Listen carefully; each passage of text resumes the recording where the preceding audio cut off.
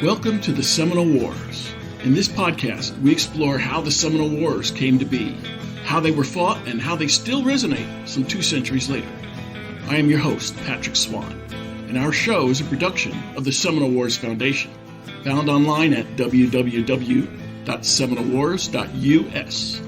We are recording today from the homestead of the Foundation in Bushnell, Florida. Thank you for listening. Hello and welcome. Hello and welcome. The trope that dead men tell no tales is demonstrably false, at least when applied to a document archive. Letters, diaries, and handwritten notes tell many tales. This summer, 2 graduate students from the University of Central Florida learned this firsthand when they paid a visit to the Frank Laumer Center for Seminole Wars Studies at the Seminole Wars Foundation in Bushnell, Florida. The public history interns learned one big tale here and a series of smaller ones, from a long-dead soldier from the Second Seminole War and his more recently deceased muse. The soldier was Private Ransom Clark, one of only 3 soldier survivors of the Dade Battle of December 28, 1835. His muse was Frank Laumer, a land developer with a sideline as Seminole Wars historian and a dedicated chronicler of Clark's life and military service. In his dogged research to tell Clark's story, Frank Laumer followed the trail wherever it took him. That led him to a cemetery in upstate New York and permission from Clark's descendants to see if he could verify the wounds that Clark said he had sustained in the battle. How did Frank Laumer go about this? Well, he's no longer with us, but his copious correspondence tell his tale for what he was looking for and why. In this episode, Lisa LaPena and Olivia Aldridge, the 2 UCF public history grad students, join us to discuss the revelations they found in the Foundation's archives about the exhumation of Ransom Clark. They tell what they learned about the Seminole Wars via Clark's story, and they tell how they went about examining this scholarly first-hand source. Lisa LaPena, Olivia Aldridge, ladies, welcome to the Seminole War. Thank you for the opportunity. Well, thank you for having us. We'll get to the Ransom Clark archives in a moment, but to get us started, tell us, how did you find yourselves cataloging paper archives about the Seminole Wars? As graduate students in the public history program at UCF, we're required to do an internship of some kind. But for me personally, I knew that I wanted to do something in the archives somewhere, working with materials hands-on. And it was Dr. French who gave me this opportunity. It was really the first thing that he mentioned that I kind of grabbed onto and was interested in. And you, Olivia? Pretty much the same way as Lisa. It was through a meeting with Dr. French talking about getting some experience in an archive hands-on as well. He mentioned that the Seminole War Foundation was actively seeking help to handle the Laumer collection and that he really wanted to get students out there. And because of that, that's why I accepted that internship. You are public history grad students. What is public history? Public history is, I like to think of it as history for the people, creating programs for the communities to engage with local history, which is so important. Growing up in South Florida, I didn't really have a lot of opportunities to learn about local and state history. So I think that's what makes public history so important, is that it breaks historical concepts down into terms that the public can understand and interact with.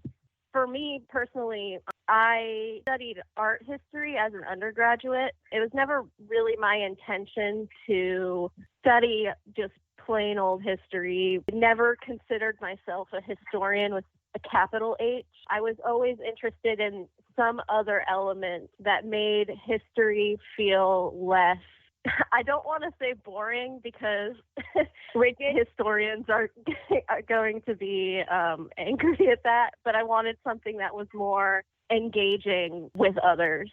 Exactly, yes. Doing history with academic training outside of the academy.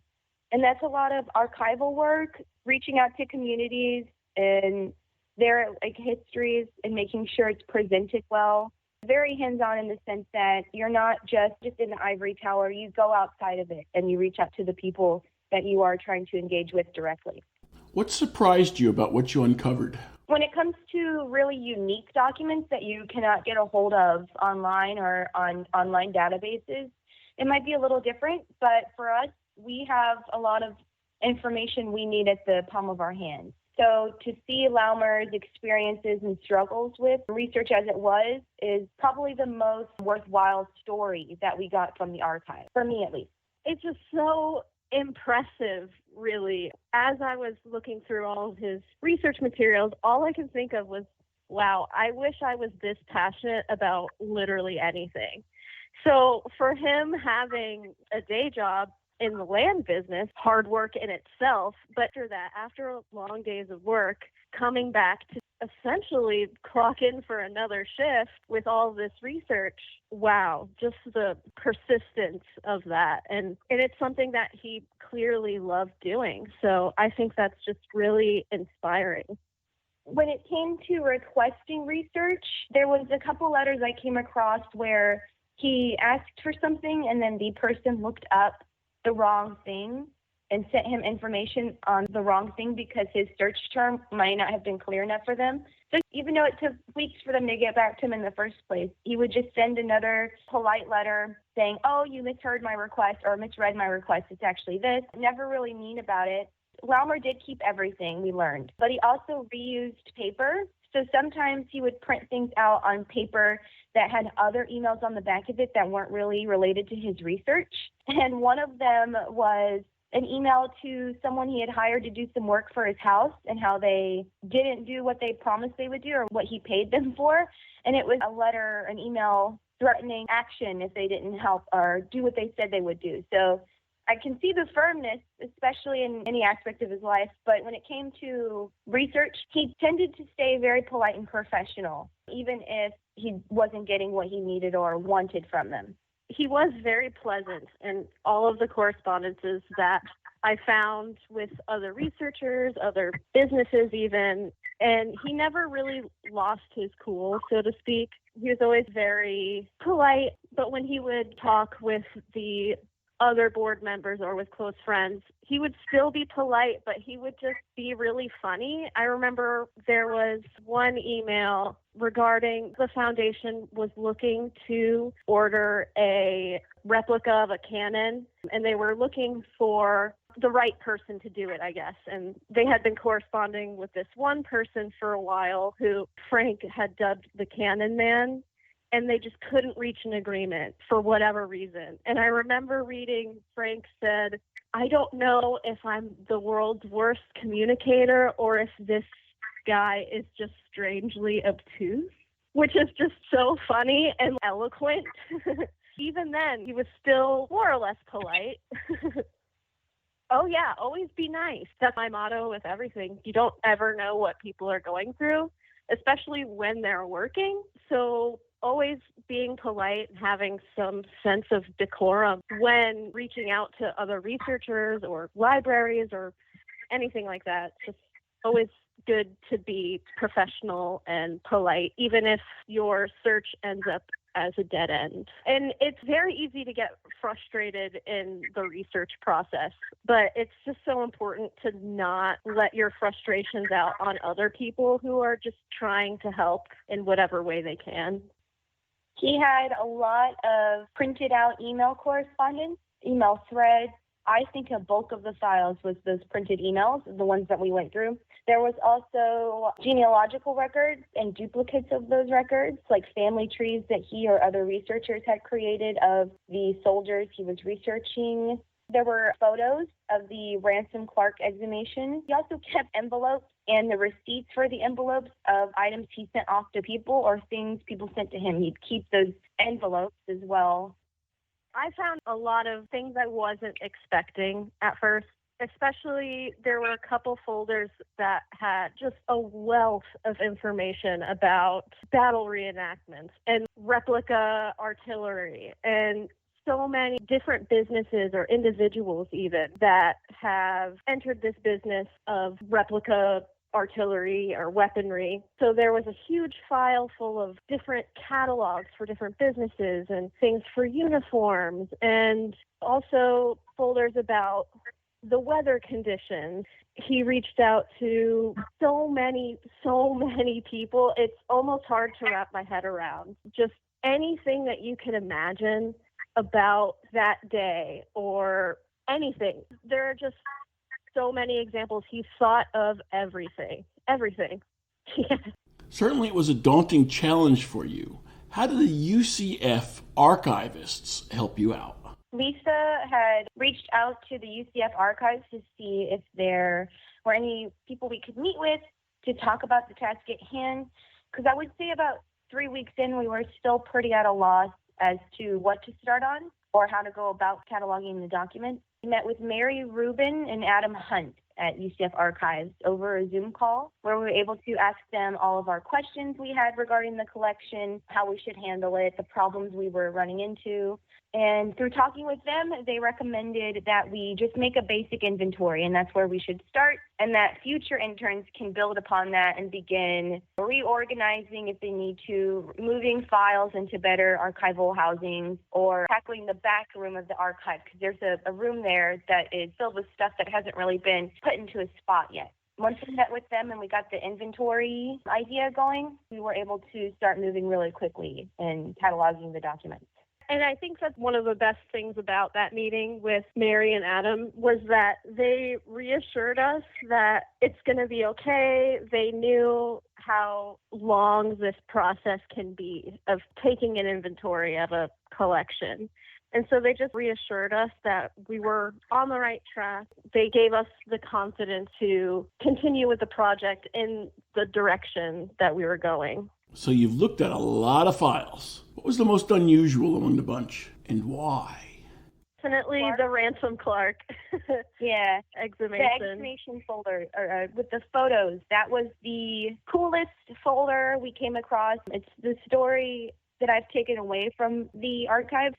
So if people were to ask me about Frank Laumer, for me in my head, the Ransom Clark exhumation was a very defining moment for him because I got to see it happen all firsthand through those documents. All right, our listeners know that Ransom Clark was one of 3 soldiers who survived the Dade Battle. He gave an extensive account and then toured the country speaking about his experiences. He claimed extensive wounds, but in the years since his premature death at age 28, people have questioned his veracity about it because they just seem too incredible. Frank Laumer, being ever thorough, saw an opportunity to clinch the case one way or another, and that was by exhuming the bones of Ransom Clark.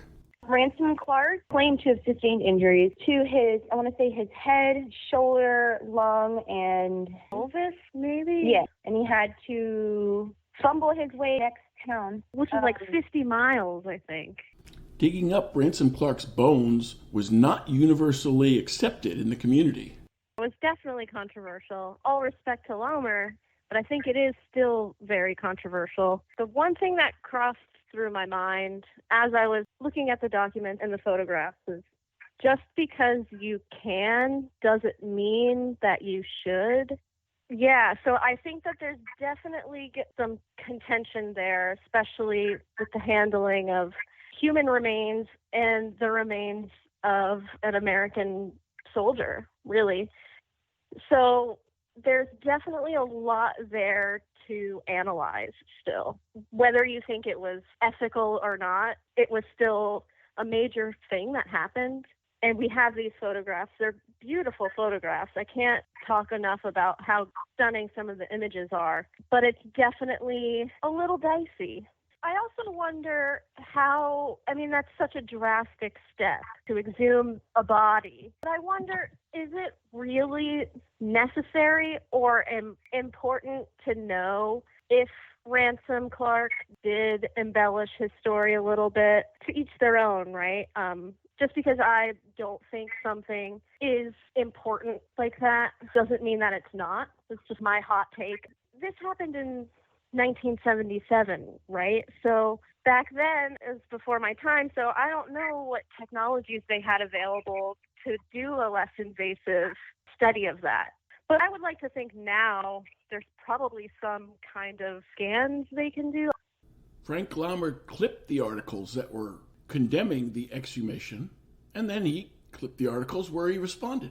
These were articles we found in one of the folders, and it was original newspaper article. He had clipped them, and one was titled Detestable Desecration, and it was to the editor from someone, and it talked about how could someone think of doing such a thing as exhuming the grave, and that Ransom Clark provided a service to the nation through his military service, and yet because a historian wanted simple facts, he found it okay to exhume the grave. Laumer's responses were mostly, I'm sorry you feel that way, kind of, and yeah. That now we know for sure that Clark was telling the truth, and if we hadn't exhumed the grave, we might not even know the veracity of his claims about the war or the battle altogether. He could have found out he was lying about his wounds. He could have been lying about his statements about the battle itself, not just his survival. Does it look like Frank Laumer followed the appropriate protocols of his day? In contacting family members, for sure. Throughout his research on these soldiers, he was very good about contacting their current descendants and trying to reach out to them about this research in case they wanted to know or had any information.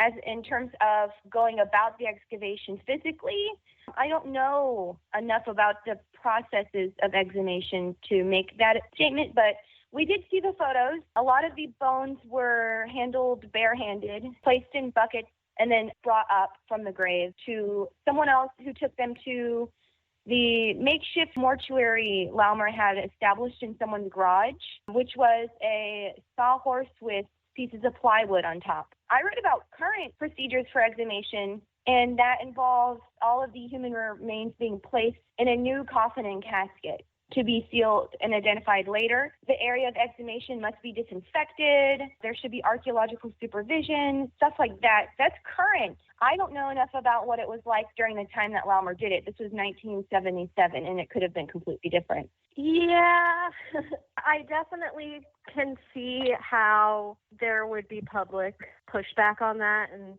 Frank Laumer didn't really, as best as he could, respect the remains of an American serviceman, and I think that it might have been an instance where he was a little starry-eyed and excited about the process, maybe too focused on it to think about the implications of it, because he was going in there, not just him, but others as well, handling the bones without gloves on. He can say, oh, I was doing it respectfully, but it doesn't really seem that way, because he might have done it with respectful intent, but through the photographs, it does appear that the sanctity of the grave, it was certainly disturbed. It could have been handled a lot better. I remember reading that after reinterring the bones, some years later, got him a new grave marker to show respect.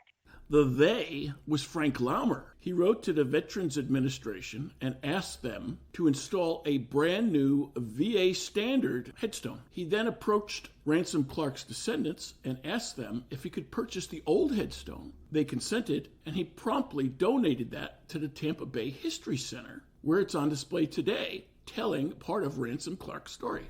Oh, wow. That's pretty cool. Something else our listeners may already know is that Frank Laumer died at age 92 on the same day, November 18th, as Ransom Clark died back in the 1840s. And on the one-year anniversary of his death, his daughter scattered Frank's ashes on Ransom Clark's grave, which to me anyway is a defining testament to Frank Laumer's great respect for Ransom Clark. Not to mention that he wrote a novel, Nobody's Hero, all about Ransom Clark as well. He definitely made an attempt then to preserve his legacy in a way.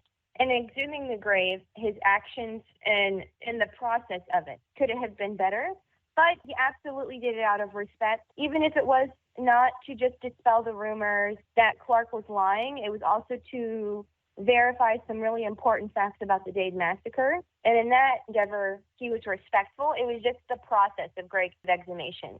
But I also do think, I'm thinking about the public. If public viewed the photos that we've found access to, that's where you're going to see the opinions about whether or not it was desecration will pop up. They'll see how the bones were handled themselves. Considering Frank Laumer's approach to everything for his historical inquiries, what would you like to emulate that he did? Frank's persistence and his relentless drive to find the answers that he has questions about. I think that there is a lot to be learned about his process, especially because he wasn't formally trained as a historian or a researcher. So he was doing everything based on intuition, which I think is really impressive. I think, if anything, that's the main takeaway for me, is that he did whatever he could to answer his questions. The thing to learn from that is to be mindful of the larger implications of what your actions can do. We've mentioned most unusual. What was most surprising? The photos and just the scope of his research. It was almost like we were sleuthing for information too. It really grabbed our attention, and we felt like detectives putting the pieces of the story together. So in like a meta way, we were like Laumer ourselves. What most frustrated you in your task? Probably all of the email correspondences, the way that he printed them out. He would use any piece of paper, 8.5 by 11, or whatever that would fit in the printer, and print on the opposite side. But sometimes he would print the same emails more than once. So that piled up, or there will be one email response from the whole thread on one page. And then when someone else would respond, he would print that out too.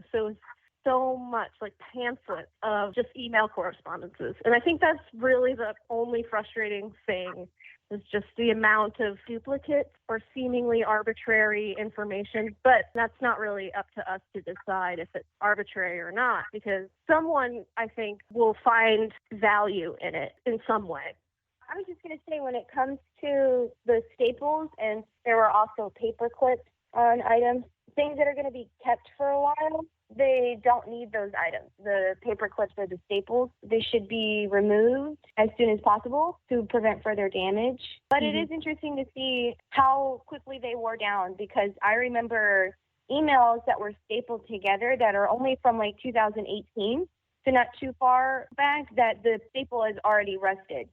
Wow. Yeah, and I think one thing to note about that is when you're making records for yourself or building up your own archive of information, usually you're not really thinking about how these documents will last for posterity. You're just thinking, okay, I printed this out, it's good, let me just tuck it away somewhere. But there are so many other factors that are involved with preservation and things that you don't really think of right away that can be detrimental to the documents themselves. This is, if anything, a reminder of the kinds of materials that you're working with and how to properly store them so that they will last over time. And what advice did the UCF archivists give you? Remove it was the advice, and also documents that are meant to be kept together, they make archival grade paper clips. They're all full plastic, and they also don't bend the documents when you put them on. Just moving all of those staples and then replacing it with these archival paper clips. Also using archive paper to place in between sensitive documents so they don't wear each other out, or putting these items in new file folders that are acid-free that won't show any damage from previous elemental wear, because a lot of the documents we came across, I think, may have been kept in his garage. A lot of them might have been exposed to humidity. And so because of that, paper documents, ink, stuff like that's all going to start decaying, for a lack of a better word. So just making sure these items are kept somewhere that's climate controlled. How much knowledge about proper storing of documents did you have before this project? For me, I knew a little bit about how to properly store documents and things like that, because my dad is a lifelong comic book collector, just from observing him and the way that he would store his comic books and things like that. I got a sense of how things can be done in a professional atmosphere. So I had a little bit of an understanding, but even now I still have a lot to learn about the science of it. How have born digital documents changed the way that you approach research, acquisition, and preservation? The emergence of born digital records will make it easier, hopefully in the future, for people to access these items without needing the physical copy. And for those documents that are paper copies, you got to digitize them. What kind of benefits does that bring to the researcher? There's a lot of benefits to digitizing an archive for sure. Ease of access, creating inventory lists, some kind of database for all of this information. Because looking through it physically with your hands, it takes so long to find what you're looking for. In the digital age, we're all so used to this immediacy of the internet and things like that. So any collection would be benefited from digitization. What do you make of Frank Laumer's personality that comes through from these documents? He's definitely a funny guy. Just from reading some of his responses in his emails to friends, he's very spirited, I guess, very lighthearted. Just a funny, cool guy, it seems. True. I actually identified a lot with Frank because I also don't have the same background in academia as most of my peers. I got my GED when I turned 16, so I didn't have the same high school experience as everyone else. So Frank's can-do attitude and his work, despite not being formally educated in history or research methodologies, it really resonated with me because I always felt like I didn't have the same formal education as others. So I found that to be really inspiring, that even if you don't have a formal education in something, that's not going to stop you from thinking these important and broad historical questions and finding the answers to them. The only thing that's really stopping you is you. I was listening to an episode of the Florida Frontiers podcast, and on the Seminole Wars podcast too, there was an interview with Laumer. And he made a quote that was just so funny. He was talking about how he wasn't a scholar and that he wasn't formally educated, but he was saying he was persistent and that even a blind hog finds an acorn once in a while. And I just thought that was great and inspiring. Both of you kept online student blogs during your assignment. What was the benefit of that, besides, of course, it being assigned to do? The blog posts were a requirement. It was our main assignment throughout the course of the internship, and it was meant to be a reflective narrative of what we were doing and how we were doing it and our concerns and the interesting things that we were reading about. I was just going to say that it is very helpful in the process overall with every week coming up with a blog post, an entry to post, because at the end of the semester, then you can look back and remember all the work that you did. Because I don't know if Olivia feels like this, but after the semester, oh, wow, that went by so fast. What did I even do? Looking back at this record that we made, it's so helpful in reminding us of the challenges that we faced and the ways in which we were able to overcome those challenges. That sums up the whole internship very well, is that we tried to, and we did create starting point for taking inventory or cataloging this collection for other researchers and other students and other people in general to pick up this task where we left off. It's always something that's going to be built upon. I still want to learn more about archival work. I wasn't daunted too much that I'm done with archives and wanted to focus on history. But I really did enjoy going through the original documents we came across, like the newspaper articles and the photographs, as well as the stories that emerged once we were able to focus on each individual file. So still very interested in archival work. Yeah, me too. I've always been interested in doing some kind of museum work because I did study art history in undergrad and I was a painting instructor for a while. So I've always been more interested in the art. But after this, I am still really interested in becoming an archivist and working more in the archives for my own research too. So the hands-on nature of it has helped solidify your learning and retention of what to do in archives? I think so. This is a really great example of how most archives or most personal collections, what they look like. Getting this hands-on experience in the trenches, I guess, of these documents that may not have been properly stored or preserved over the years, but that's kind of the reality of the game. I think this experience is invaluable in sort of building up our CV of experience in the archives. You had concerns, obviously, going into this project. How important was it then to formulate a educated plan of attack? Once we had the original meeting on the site with you and Dr. French, we were already a little bit overwhelmed because it was to start the process, and I had never started the process in archival work. So I was a little nervous that I wouldn't learn anything because the direction was on me. But after coming up with the system that we did and talking to the archivists and seeing what was in those files, I definitely can walk away with a good understanding of what archival work entails. Absolutely. And working with Olivia, having a partner with me on site and looking through the materials was so helpful. I can't imagine having to do this project alone. Would have just floundered or really struggled in just the huge scope of the materials. Having a partner to bounce ideas off of and to get support when I'm feeling overwhelmed, it was just so helpful. So you had the work, then you had the student blogs each week, then you had to write a paper, as well as come up with the inventory, and then you had to present in front of your peers and the professors. Tell us about that. The presentation, although it was stressful, and despite being a public historian, public speaking gives me a great deal of anxiety. But essentially it was to just show our professors, our supervisors, and our peers the work that we did through the semester and with our internship. To also talk about where we want to go with this research and how this research will be used in the future. So it was just a learning tool, not only for us, but for our peers as well. What projects did some of the other interns do? There were 13 presentations with different people. There were quite a few different internships going on this summer semester. A group worked with the Maitland and H to continue some work they had done in the previous semester on creating a permanent public history exhibit. Another one was a food historian. She was able to create different food. She did field work cooking old historic recipes. There was one that was the Wells Built Museum, and he created elementary school curriculum for people who might visit the site. Harrison Smith, he worked with the Museum of Military History.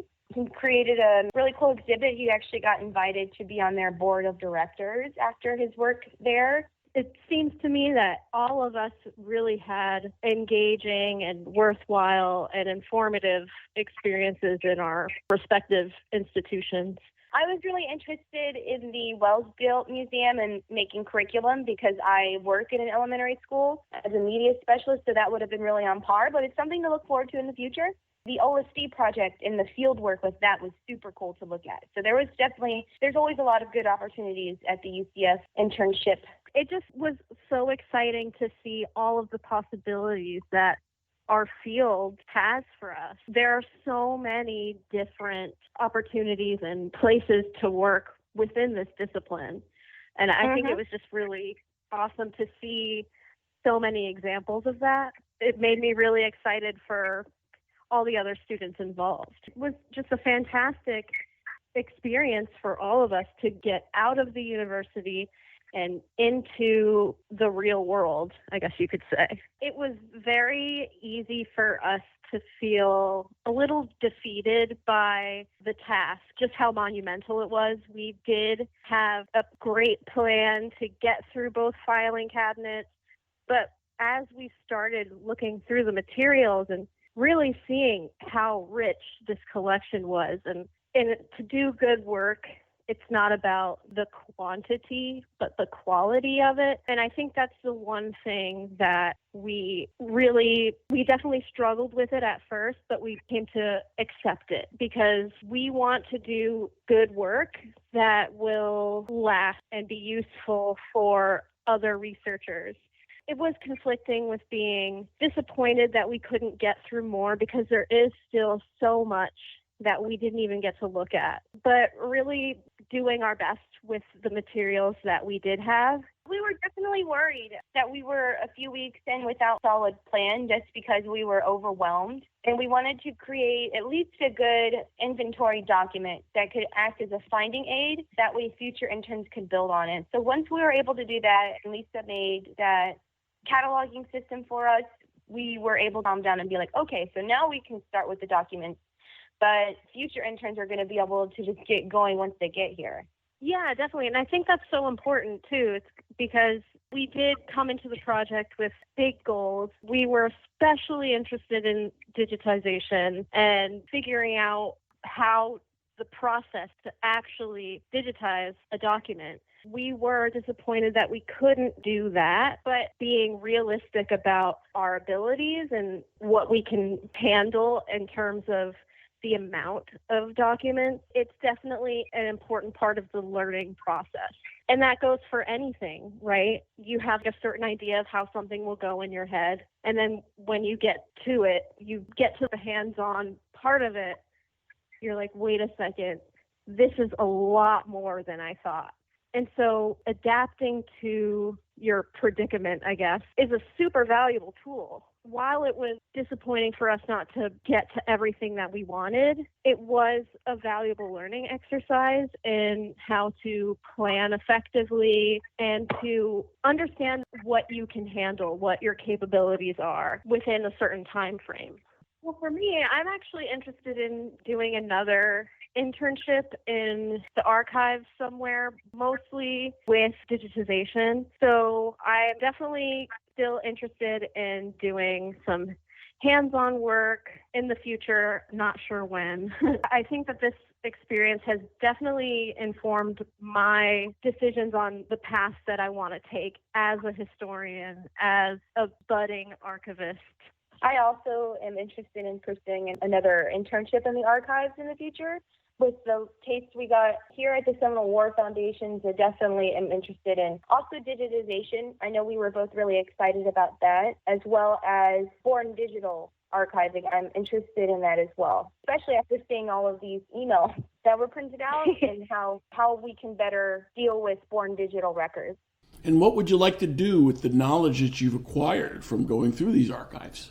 The Ransom Clark exhumation interested both of us quite a bit. During our showcase, they encouraged us to write about it and get it published because it's a story that we found out about and it'd be something interesting to bring to light. We haven't really discussed that further just because we're about to start our fall semester and it tends to be pretty busy.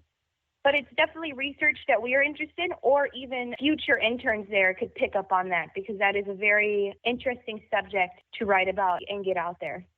Especially for public historians, I would say. The whole story with Ransom Clark's exhumation is definitely relevant to the studies of a public historian, especially regarding public opinion. There is certainly a paper that can be in the works. Dr. French mentioned to Olivia and I that we should write and publish one. We are interested in that, but if we can't, then there absolutely is room for another researcher to take up that task. It's beneficial to anyone within the history program, whether it's undergrad or graduate level, just because of the archival work at hand, especially kind of like a grassroots archive in the sense that the organization of it was spearheaded by interns. But particularly for public history students, because of Laumer as the subject, and the uniqueness of the collection being Laumer's research experiences as someone who is not an academic historian, which is public history.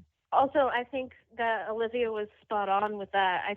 Working in the archives, an experience like this is useful for undergraduates and graduates alike because as history students, our research is going to be heavily based on archival work. So getting the experience in the archives is an important and invaluable tool for us. Getting this hands-on experience with paper materials is also something that's important because I feel like most of the historians in our program, at least, our history research is primarily regarding materials that predate the internet. So working in archives and digging up files and looking through all the papers is just a really, really great tool for us to have. In any way that our work can help other researchers or interested parties find what they're looking for, then that's all I could really ask for.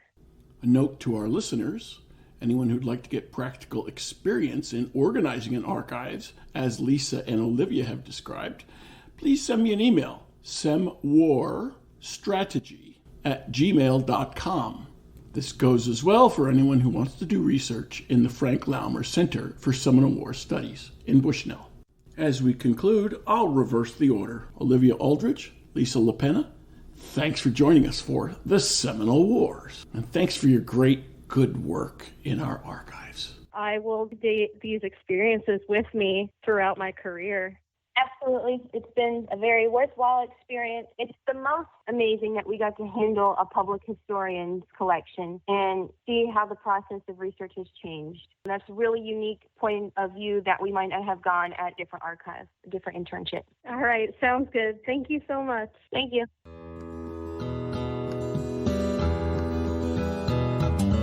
If you enjoyed this show, please take a moment to like us on Facebook at Seminole Wars Foundation. Leave a review on iTunes or your favorite podcast provider. Your reviews and comments help new listeners discover us and help us keep the show going. Visit our website at www.seminolewars.us for blogs, articles, news, books, events, membership information, and how to subscribe to this podcast. We'll be back soon with a new episode of the Seminole Wars Podcast. The Seminole Wars Foundation is a 501c3 nonprofit organization dedicated to preservation, education, and publication of Seminole Wars history throughout the state of Florida. This podcast is copyrighted the Seminole Wars Foundation 2022. All rights reserved. Front bumper music, The Devil's Garden, Roast 'em, provided by kind permission of Reedy Youngman. Back bumper music, Second Seminole Win, by Jed Merrim and Ricky Pittman, courtesy of Ricky Pittman. All rights reserved.